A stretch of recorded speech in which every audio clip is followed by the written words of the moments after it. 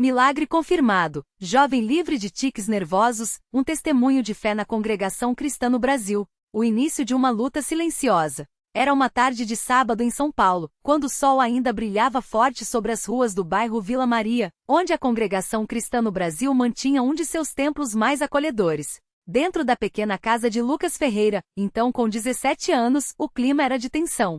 Sua mãe, Dona Maria, uma irmã fiel da CCB há mais de 20 anos, observava o filho com olhos cheios de preocupação enquanto ele tentava, pela enésima vez, controlar os tiques nervosos que há meses o atormentavam. Filho, hoje é o dia. Vamos à reunião. O Senhor vai te ouvir. Dona Maria segurou a Bíblia com firmeza enquanto Lucas, envergonhado, tentava disfarçar os espasmos involuntários no rosto e nos ombros. Mãe, não adianta. Já fui várias vezes. Nada muda.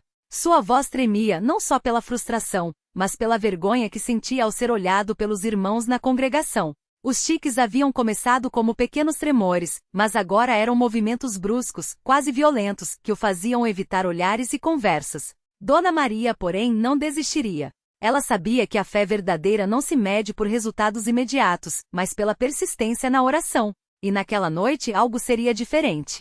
A reunião que mudaria tudo. O templo da CCB na Vila Maria era simples, mas cheio de vida. As paredes brancas refletiam a luz das lâmpadas incandescentes, e o som dos hinos, cantados à capela, enchia o ambiente de uma paz sobrenatural. Lucas entrou com a cabeça baixa, tentando não chamar atenção, mas alguns irmãos mais próximos já conheciam sua luta. Irmão Lucas, como está? Perguntou o irmão João, um obreiro dedicado, colocando a mão em seu ombro. Lucas forçou um sorriso, mas um espasmo repentino fez seu pescoço girar para o lado. O constrangimento foi instantâneo.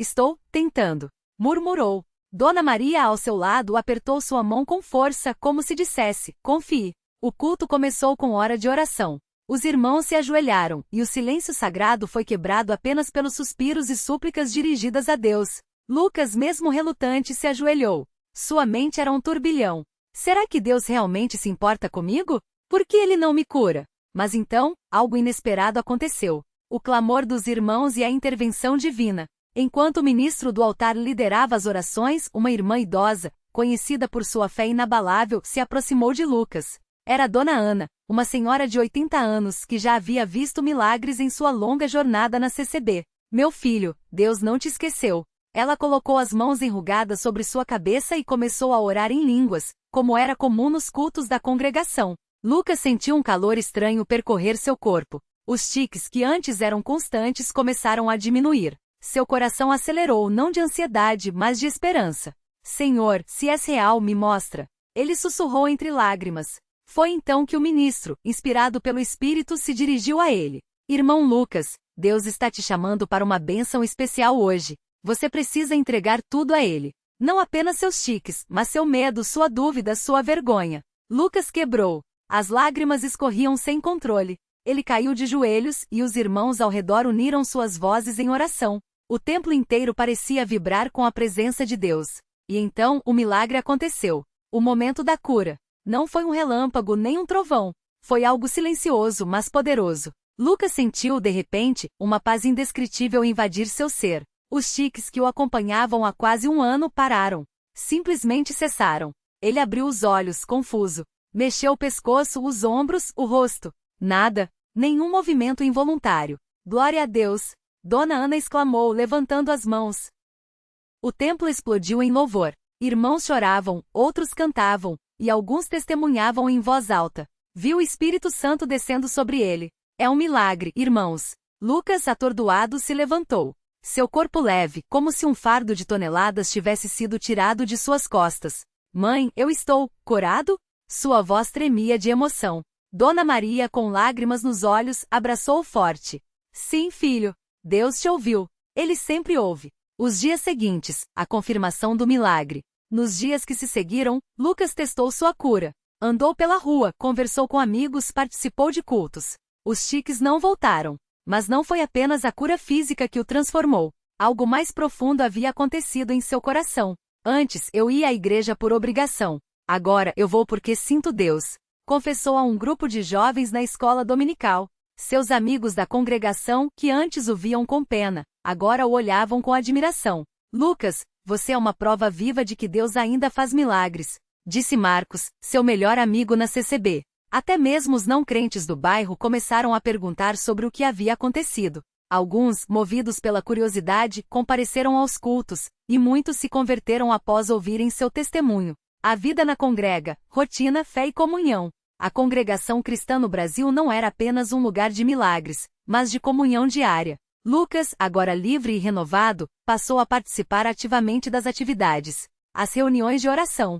Todas as terças e sextas, o templo se enchia para as horas de oração. Não havia instrumentos musicais, apenas vozes unidas em súplica. Lucas aprendeu que as orações mais poderosas eram aquelas feitas em silêncio, quando o coração fala diretamente com Deus. Irmãos, hoje vamos orar pelos enfermos, pelos aflitos e pelos que ainda não conhecem a Cristo. Anunciava o ministro, e todos se ajoelhavam em humildade. Os cultos dominicais. Aos domingos, a palavra era pregada com autoridade. Os hinos cantados sem acompanhamento elevavam a alma. Lucas, que antes evitava os cultos por vergonha, agora ansiava por eles. A Bíblia diz, pela fé, entendemos que os mundos foram criados, Hebreus 11:3. A mesma fé que criou o universo curou você, pregou o ministro certa manhã, olhando diretamente para Lucas. As visitas aos irmãos. A CCB tinha uma tradição forte de visitas aos doentes e necessitados. Lucas, agora cheio de gratidão, passou a acompanhar os obreiros nessas visitas. Irmão José, como está sua saúde? Perguntava a um idoso acamado enquanto oravam juntos. Melhor, meu filho. Melhor desde que vocês vieram aqui. Respondia o irmão com um sorriso fraco, mas cheio de fé. A escola dominical. As aulas bíblicas aos domingos pela manhã eram fundamentais para o crescimento espiritual. Lucas, que antes bocejava nas classes, agora anotava tudo, ávido por aprender. Hoje vamos estudar sobre a fé de Abraão. Ele creu contra a esperança, Romanos 4:18. Assim como você, irmão Lucas, disse o professor, e Lucas sentiu o coração arder. Os desafios e a fé inabalável. Nem tudo foram rosas. Alguns desafiavam sua cura. Você tem certeza que não foi só psicológico? Perguntava um colega de escola cético.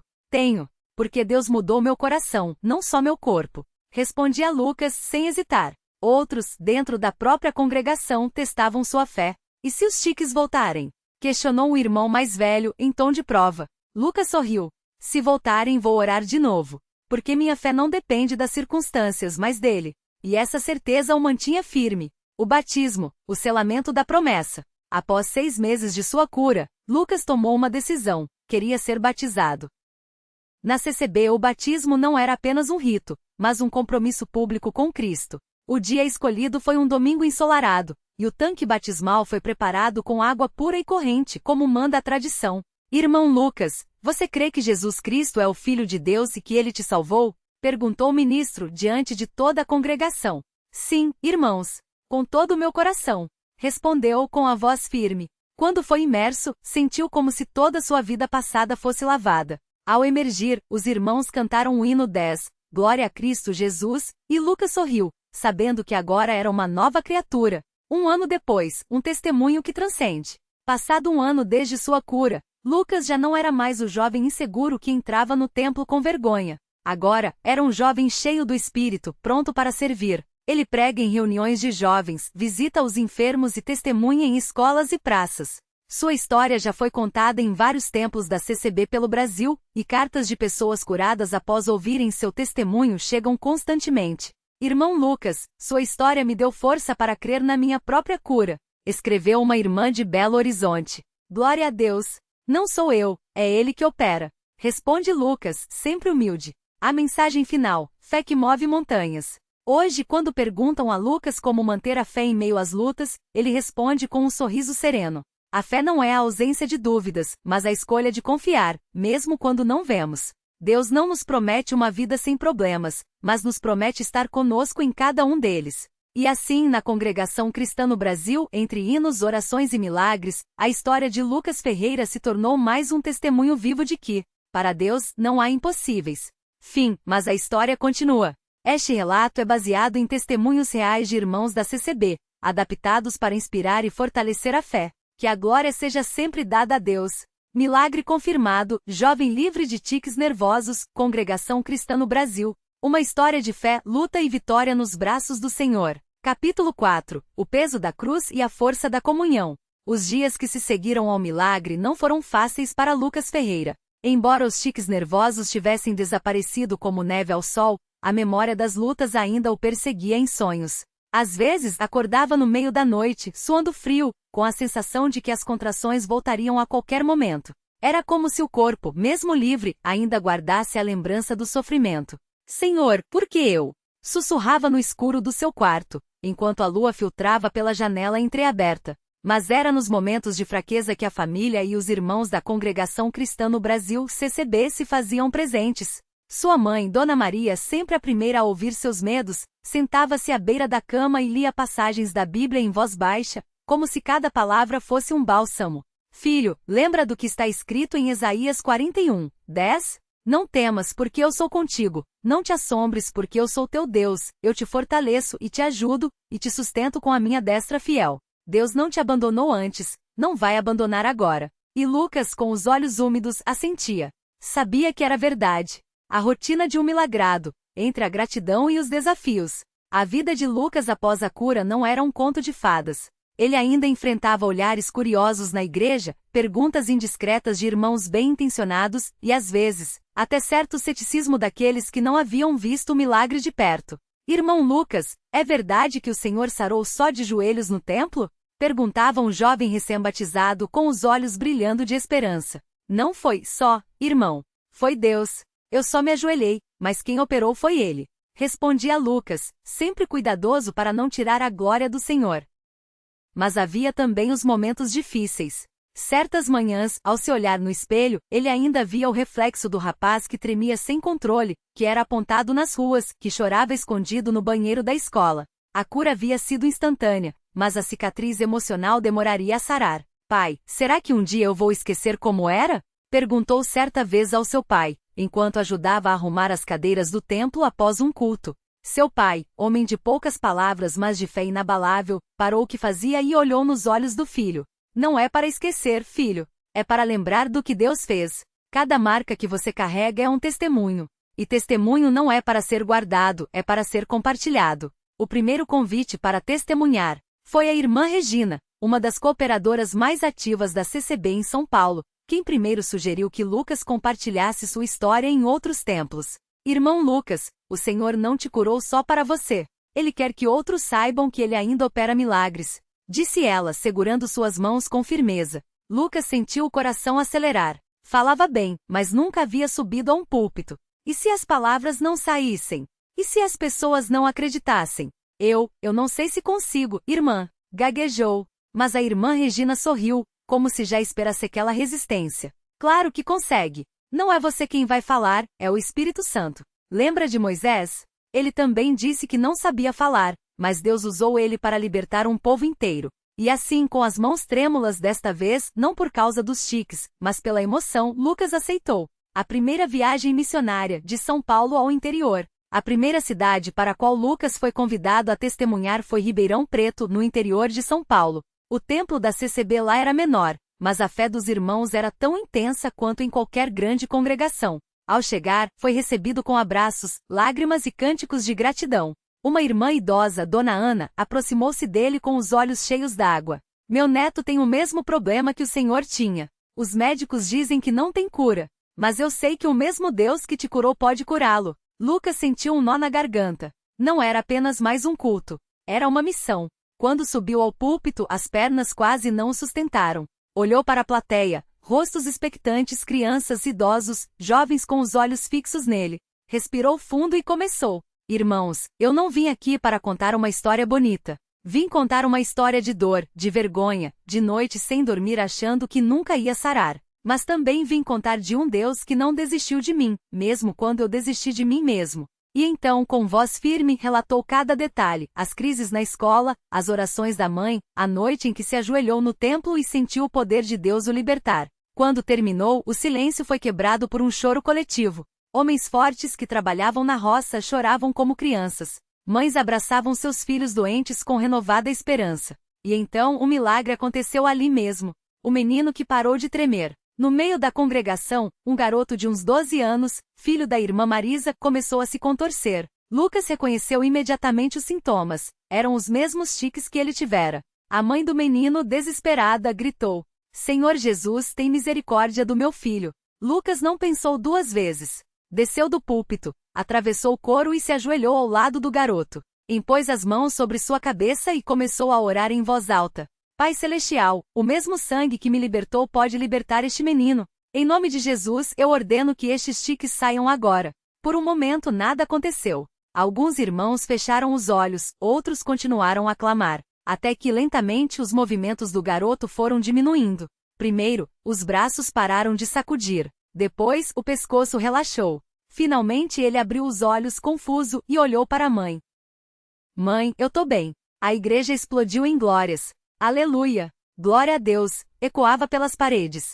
A irmã Marisa caiu de joelhos, chorando incontrolavelmente enquanto o filho, livre, abraçava Lucas como se fosse um anjo enviado do céu. Cartas, encontros e a responsabilidade de um testemunho. Após Ribeirão Preto, os convites não pararam de chegar. Lucas passou a viajar quase todo final de semana. Belo Horizonte, Curitiba, Salvador, Brasília. Em cada cidade, uma nova história de dor e esperança. As cartas começaram a chegar em sua casa, endereçadas simplesmente a Lucas Ferreira, o irmão que Deus curou. Algumas eram de agradecimento. Irmão Lucas, minha filha de 8 anos tinha tiques há 2 anos. Depois que ouvimos seu testemunho na rádio da CCB, oramos juntos e ela foi curada. Deus te use ainda mais. Irmã Sofia, Recife. Outras de desespero.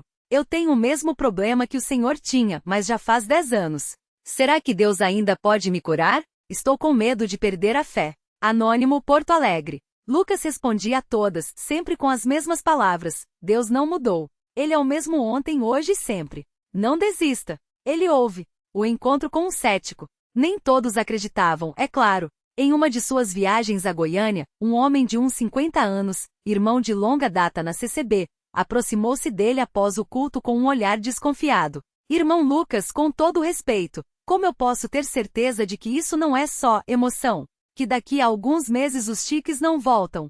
Lucas não se ofendeu.